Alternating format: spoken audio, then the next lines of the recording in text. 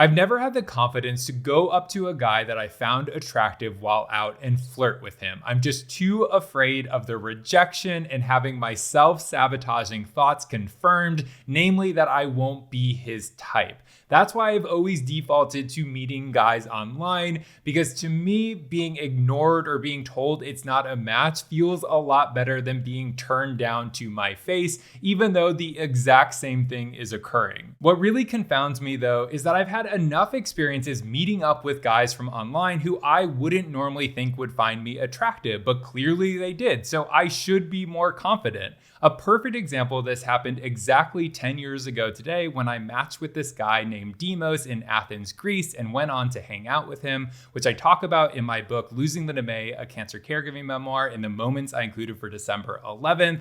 Demos was jacked in the steroid kind of way, and he was also really handsome. He's one of those guys you would see out and just assume that he only goes for someone who looks exactly like himself.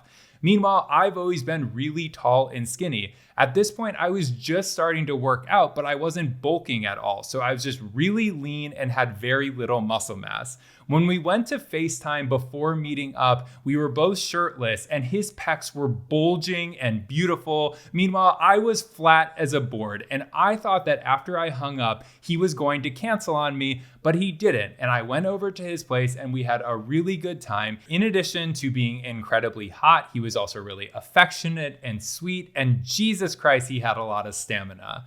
The moral of the story here is that yes, everyone has their type or types. There's no getting around that.